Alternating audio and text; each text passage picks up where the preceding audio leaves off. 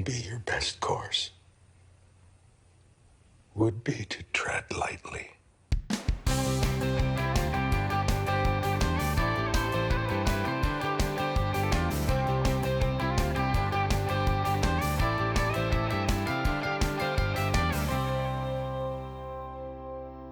Hi everyone, I'm Luke Hector and you're watching The Broken Meeple. This is a YouTube channel about board games where I give reviews, top 10s and my honest opinions, regardless of the consequences. We'll get on with the show in just a minute, but first a quick word from my sponsor.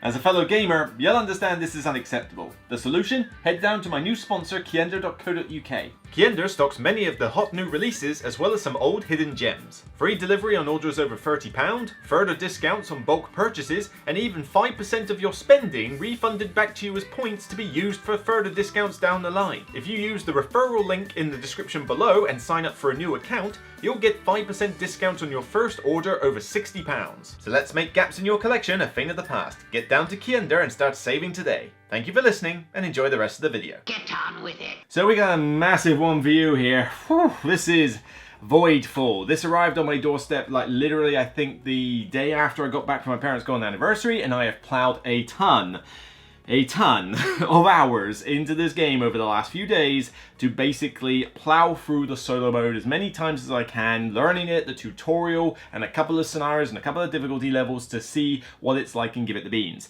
Now this video is solely concerned with the solo mode. I have not played this in a competitive group setting yet, because I don't think this game is going to get to the table in a competitive group setting very often, if at all, at this rate. So I have just concentrated on the solo mode, and this video is only concerned from a solo perspective. Now, for those of you saying, Luke, why have you gone near this game? This isn't your type of game at all. I have 3 Mind Clash games on my shelf, Cerebria, Tricarion, and Anachrony in their deluxe forms. I have multiple Lacerda games behind my head. I like big puzzle games. I like big heavy games, Spirit Island, Art Nova, and a bunch of these other ones. Yeah, I do like these types of games, people, so get off my back. Everybody got that? But of course, you only have to take a look at the fact that it's Mind Clash Games, David Turksey, and Nigel Buckle in order to know, okay, this is going to be quite the investment in terms of your time and mental capabilities. The question is, does the gameplay within the solo mode warrant that time and investment? That's what I hope to answer in this video.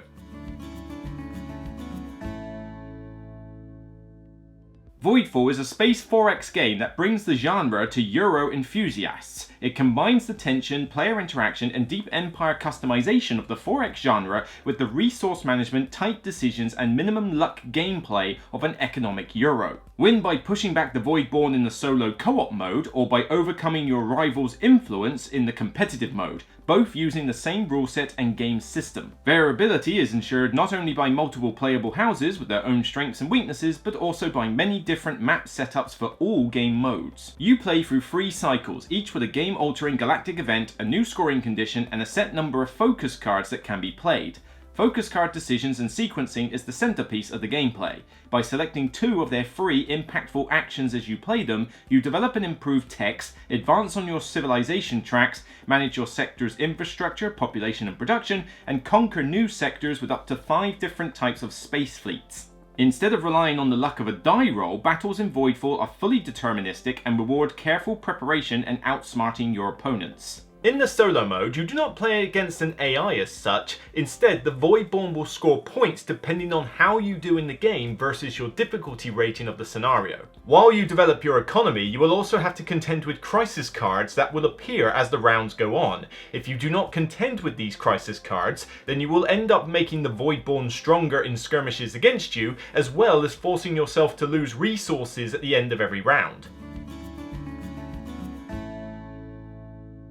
Voidfall uses the space setting that you've seen in other games like Empires of the Void 2, Twilight Imperium, Eclipse, etc. But at its core, it's a Euro game utilizing Euro mechanics. But when we consider these space games individually, Voidfall does have key differences to all of them really. Twilight Imperium is easily twice the length of this game and features a lot more in the sense of combat and getting in each other's faces, so that's a very different kettle of fish.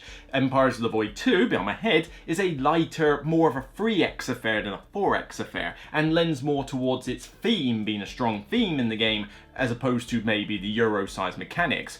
Space Empires 4X is not a game I've played, but this one is essentially a big 4X game as well. It has a solo mode on top of it. Not exactly trumping anything in the components category, but it's one of the heavier, more involved 4X style Euro games set in space, and so in that respect, this one is kind of comparable to that in terms of a weight setting. Gaia Project is very much a themeless game set in space with various Euro mechanics. I mean, that one I wouldn't even put in the same ballpark as the other ones because Terra Mystica came before it. We've already proved that you can slap any setting on Gaia Project and it would still work. And Zyre, that comes to my mind. It's very much more luck driven. You're rolling lots of dice. It's more about the theme. It's quite chaotic, even though it certainly is set in space and is more of a free 4X experience. But this is wholly deterministic with minimal luck compared to something like Zyre, which is pretty high luck. So let's start off with the good things first, and we'll start with the components. Now, I have the Galactic box here, which is an upgraded Kickstarter version. In the normal version, essentially anywhere where you see this funky orange plastic or a miniature is a token or a cardboard component at the end of the day. On top of that, there is also a game tray system in the box, whereas I believe in the normal one you just get normal molded trays. Now, in terms of these miniatures and the plastic, I do like this plastic. It's cool, it's bendy, it doesn't matter if it gets bent or anything, and they do look cool, although things like the Harbinger models are a little superfluous to requirement, really. The actual miniatures for the ships, though, I do quite like. These bases are easy enough to assemble together. I like the fact that they've actually got cutouts for the cubes to represent their fleet power. I wish more games did this with their bases. The only problem I have found, though, is that in the case of the smaller ship miniatures, they look fine. They're not exactly amazing to speak of, but the bit that goes into the bottom of the miniature to hold it onto the base is not the largest in the world, and you kind of have to force them on, and sometimes they don't feel quite as secure as I would like. But I haven't had any instances where when you pick it up by the base they've fallen off. It's just as soon as you pick it up by the ship, you'll probably pull it off without even realizing it. I feel like I'm gonna break this damn thing. The game tray system is as typical game trays are, things store in the trays nicely and they are very good looking. But the one problem I do have is that there are these little boxes here. There's like a ton of them and they stack, there's like about 8 to 10 of them, I can't remember. But each one is a tiny little tray that's supposed to hold about 6 cards in it, which are all specific to the different factions that you can play. So if you know you're going to use this particular faction, you have to go find the tray that's for it and take that tray out, whether it's because you want to put the technologies in the game or because you're playing the actual faction. The annoying thing is that there's no labels on these things, so I can't actually tell which faction each box is, so you have to go through all of them in order to figure out what there is. It's stupid! It's stupid! The gameplay is very solid pretty much all round. There's a couple of little things that you have to do, like populate safe havens, and you've got these Harbinger models that go on your board and stuff. There's a couple of little mechanics like that that feel a bit kind of superfluous, well, not superfluous, but when you consider the greater scope of the game you're playing, these little bits just feel like add-ons or tacked on elements that you probably could have streamlined out of the game somehow. It's not a massive deal, but it's just like, it is quite a lot of bloat. But the main focus of the game is utilizing these focus cards, and depending on your faction, you might even have some special ones. I love these cards though. It's essentially a multi-use card system with some hand management. You will only get to play each of these cards once in a round, and depending on the Galactic event that comes out, you might not even be able to play more than, say, 4, 5, or 6 of them. I believe that's the range they go. So you do have to be very choosy as to which cards you play. But then on top of that, they've all got costs, and they've also got symbols which key off other cards, but they also have free actions, and most of the time you will only trigger 2 of the free actions, so you gotta pick and choose what you want. There are trade tokens that can let you do all 3, but they're not an easy resource to grab hold of, and obviously you have to decide when you want to use them. On top of that, what I really do like is this deck of heroic prosperity cards. Well, sorry, I just read the top card. Heroic focus cards.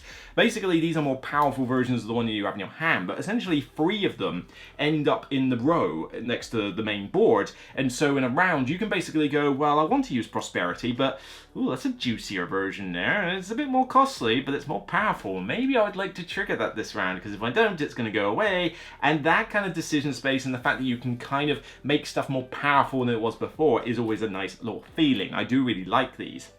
The rest of the gameplay is what you've seen in a lot of Euros though. The economic aspect. You've got these cool multi-dial boards which are a lengthy process to put together, I will say, but you know, once you've got them done, they're very cool, they're very sturdy, and this is essentially micromanaging all your resources like you would expect. So buying materials and food for upkeep and credits and science to get technologies, which technologies themselves are cool as well. You've got basic versions and improved versions, and you essentially can acquire up to 5 of these during the game, and they do all sorts of cool stuff like improve your economy or help you out in combat when you're going up against the Voidborn itself.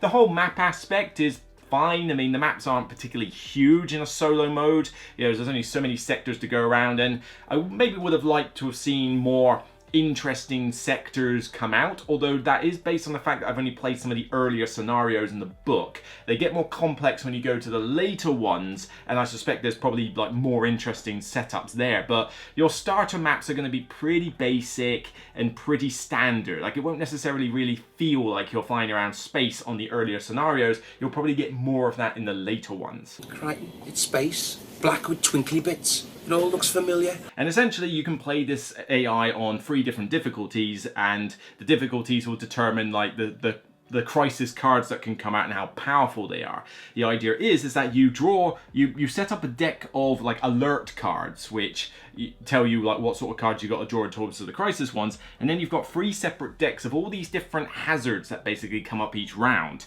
These come up and you have to decide, right, am I going to deal with them now? Am I going to suffer a penalty and get rid of them now, like permanently? Or am I going to let them cruise along this board on one of the top 2 on the tracks, one of which hurts your economy and one of which hurts you in combat skirmishes?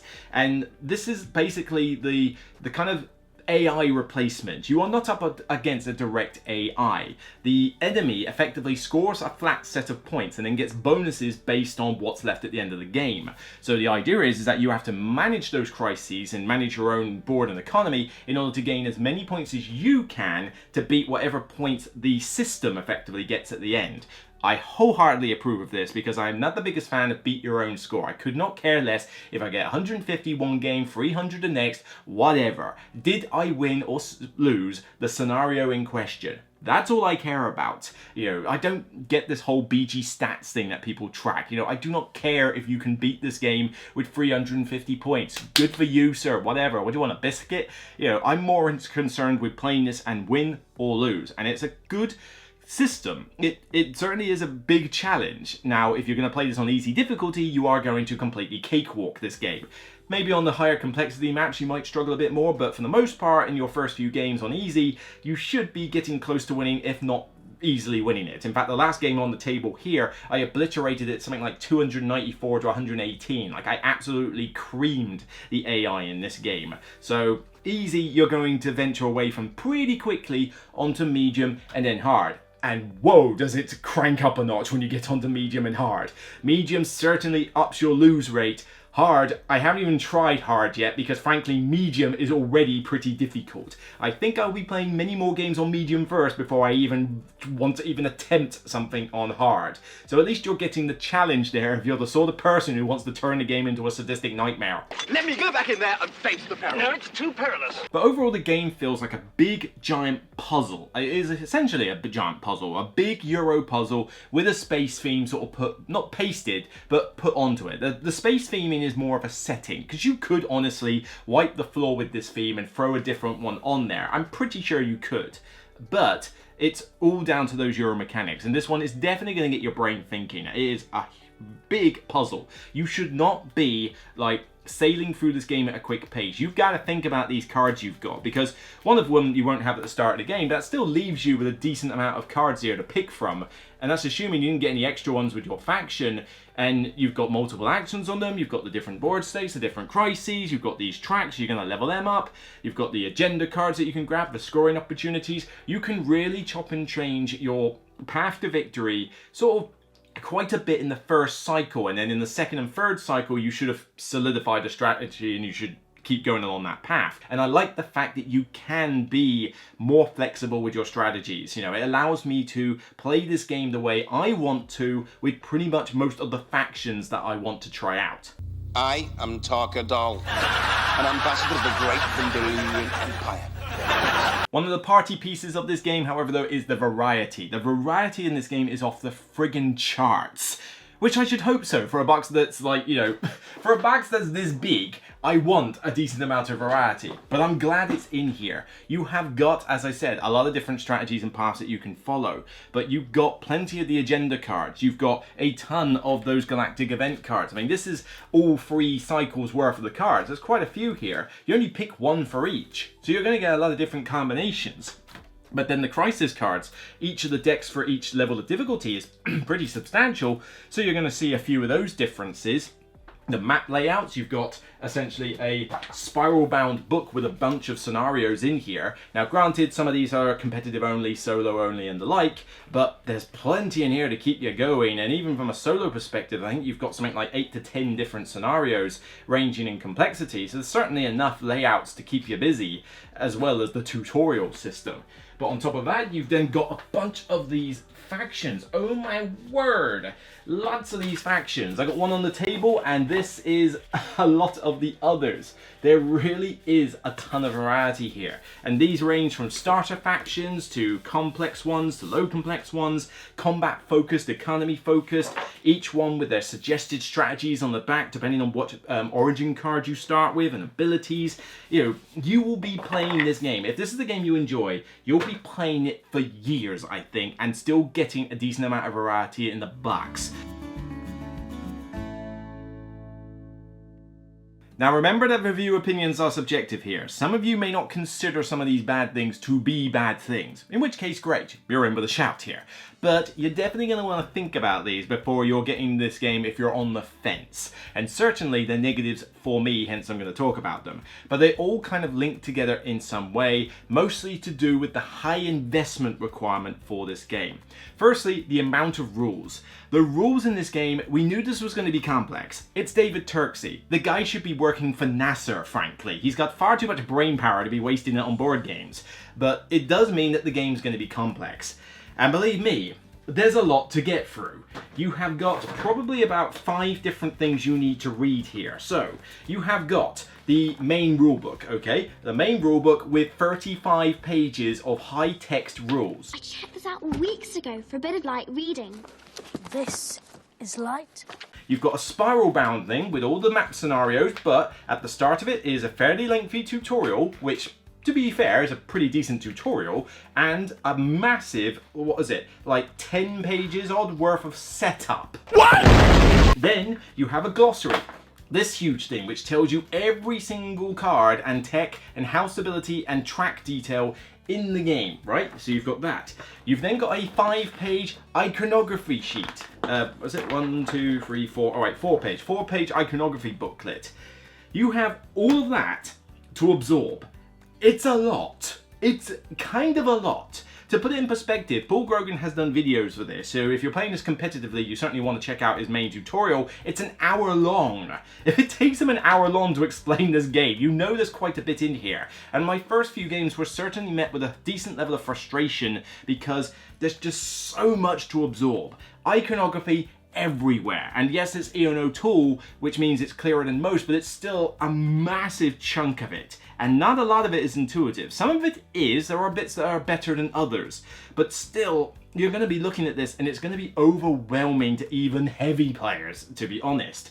But even then, in the first few games, I found myself having to rules check quite a bit in this game. Especially as I hate having to flip between multiple books. That always gets quite annoying. But 35 pages of rules for the main parts of the game. Now when you play the tutorial, you probably are absorbing still a good 25 pages of those rules to play the tutorial, but man, it's a lot. It's not one for anybody who isn't really a super heavy gamer, and I feel that if this is a game that you're not going to play really regularly, you're going to forget a lot of this stuff by the time you come back to it. I've plowed through a ton of stuff, a ton of hours into this over the last few days, right? And I'm still rules checking stuff as I go along, alright? Now granted, the solo mode has more rules than the competitive mode, but still, it's still quite a lot of rules to absorb by yourself. The second I pack this away and put it on the shelf for a couple of weeks, or a few weeks even, I'm going to forget half of how to play this game, and it's going to be a slog to get back into it. That's putting it mildly, 007. Now, I did mention the setup. The setup is crazy long in this game. And yeah, you'd think, well, it's a heavy game. It should be crazy setup, right? No, I'm sorry. No. There are heavy games that I play, like Spirit Island, for example, and a few others, that take a fraction of time to set up. You can still be quick to set up a game and have a complex, heavy experience. This has got a ton here. Remember that you've got to get all the trays out of this box. And I mean every single one. Like, you're not leaving anything behind in here. So you've already got to do that. You've then got to get it out on this table, and this is one of the biggest table hogs I've seen in years. This thing is literally covering the entire inset of my main Geekison table, right? And it's not the largest Geekison table they make, it's probably the second largest, and as you can see from the pictures, it's practically taking the entire lot up for a solo game. Imagine what it's going to be like when you play this with 4 players, but yeah, this is one that's not going to be catered for anybody with small tables, and man, it gets annoying having to reach over and try and see stuff like, you know, at the far end of the table. It's like, hang on, what's that tech do? Oh, I kind of get it. It's like, that's a bit of a pain.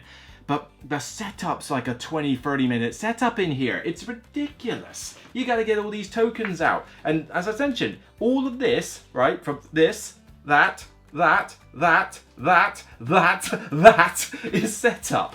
All of those pages were set up. It's crazy. Oh no, I've gone cross-eyed.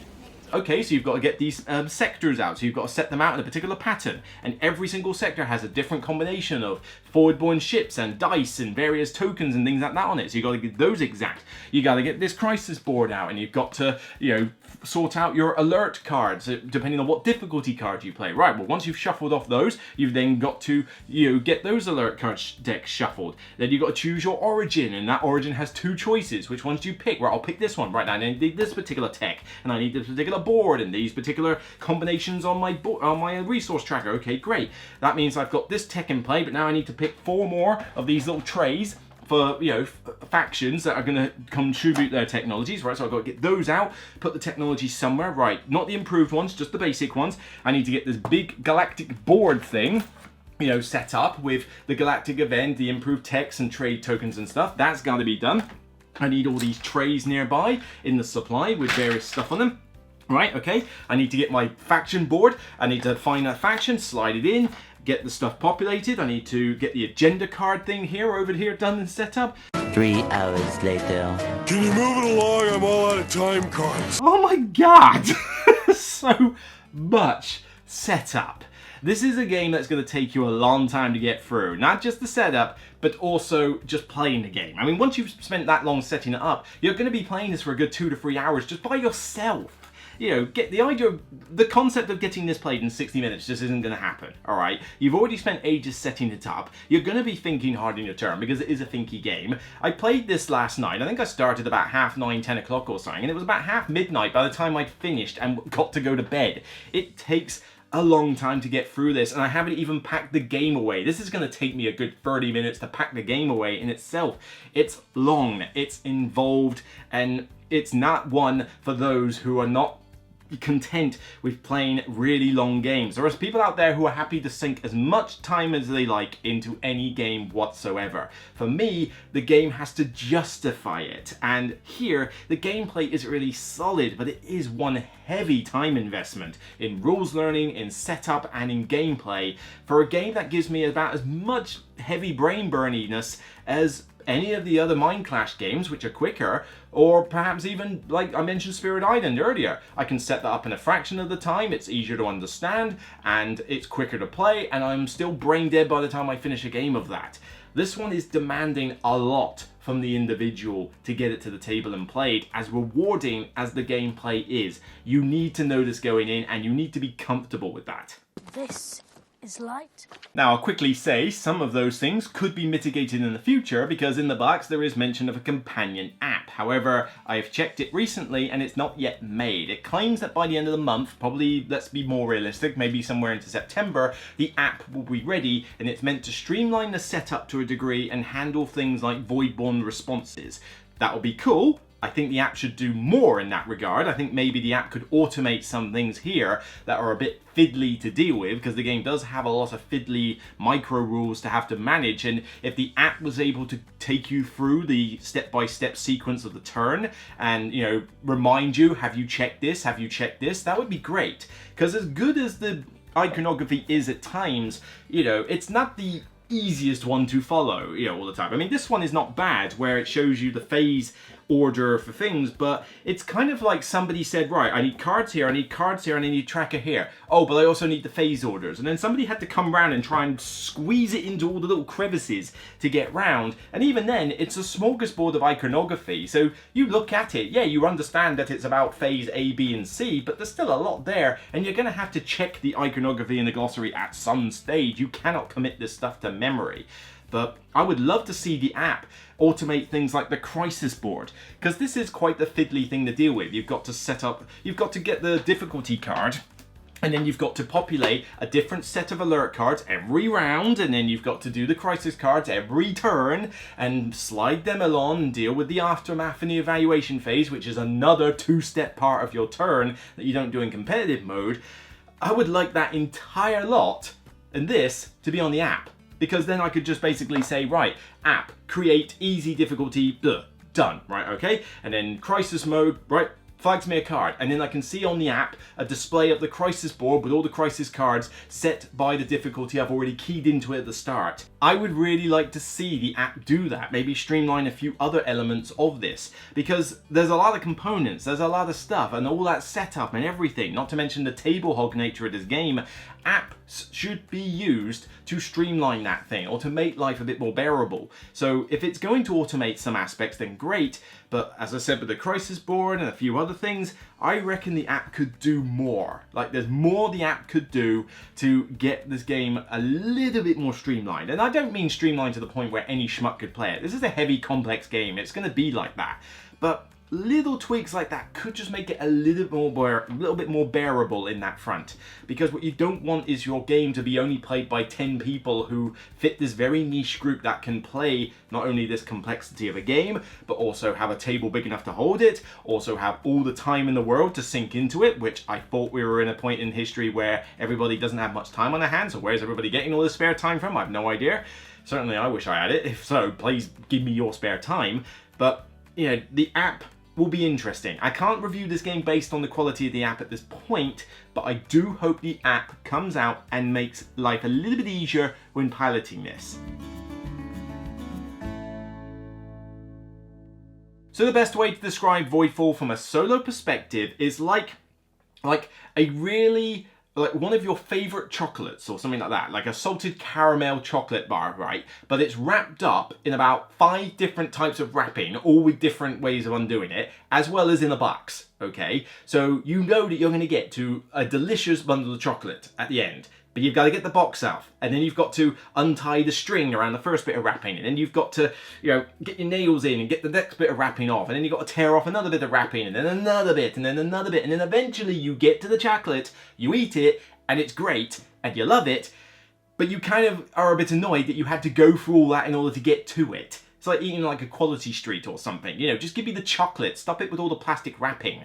And that's kind of the way Voidfall sits with me. The gameplay is really solid. It's a really solid game, don't get me wrong.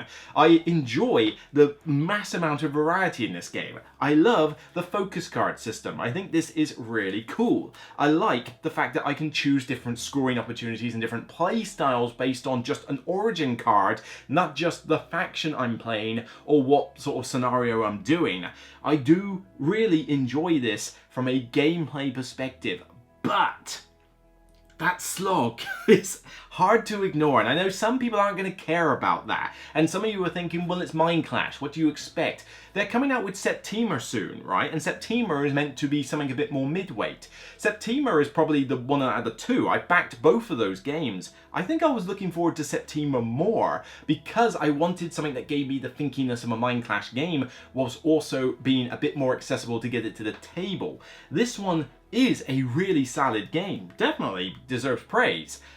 But how often am I going to want to bring this out? It's been on the table and I've sunk a ton of hours into it lately. So many hours that I've actually had to put stuff to the side in my life in order to fit the time to play this thing. You know, I might prefer to play something like Fields of Arle solo and Feast of Odin solo. You know, they're all heavy games. They require you to think, but they don't demand so much from you. And you need the giant table. You need to sink your teeth into all these books, of which I'm going to forget half of these books by the time I put this away and come back to it in, like, you know, 2 months time or so, because this isn't a game that I can play often, and assuming I can't even get it to the table from a competitive standpoint.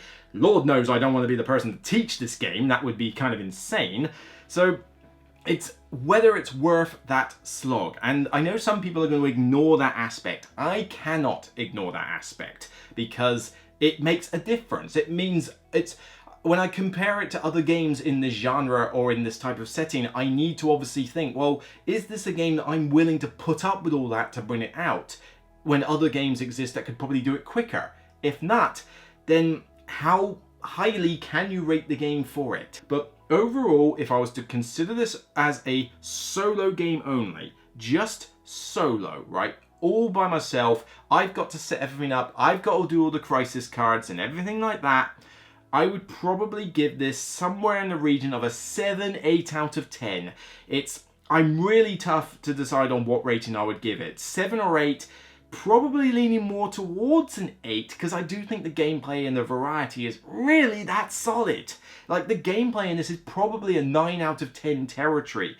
But I can't knock the fact that it's just such a slog to get out and play. It's frustrating. It's caused me a lot of frustration to do that, and games shouldn't be frustrating for me to play. So 7 or 8, it's around the area. It's hard to decide, but the main thing I can at least give it is a seal of endorsement and say that this is a recommended game that I think you should try.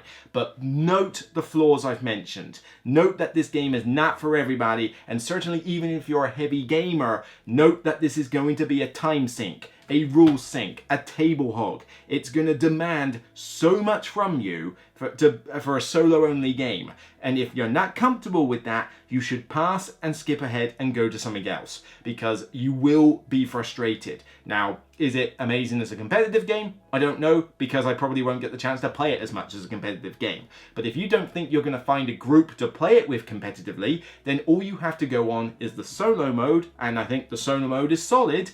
It's just a lot. It's just quite a lot. But still a seal of endorsement for me. I still recommend it as one of the better Mind Clash titles. So that's it for me on this episode of The Broken Meeple. Probably a long review, but this is a big game and there's a lot to talk about. So hope you enjoyed it. Thumb it up on YouTube and thumb it up on Board Game Geek when it goes live on the site. Check out more content that I've done on the channel, including the recent reviews and the video I did on the World Series of Board Games 16 games that they've got in store. But of course, let me know your thoughts. Is this a game that, well, to be fair, if you've got this game, you probably enjoy it like crazy, because this has got a lot of fans talking about it. If you are into Turkcey's designs and Mind Clash games and you don't care about the flaws I've mentioned, then this game's going to be a 9, 10 out of 10 for you, and I can see why. I still question that you should consider those flaws a little bit more, but still, I can see that this game is going to have mega fans, and that's cool. Let me know your thoughts, but let me know your thoughts more on the gameplay aspect. You know, what is it in the gameplay that's grabbing you? Have you had some really cool combinations with the factions and stuff that are cool, different technologies that have worked for you? Let me know more about that, because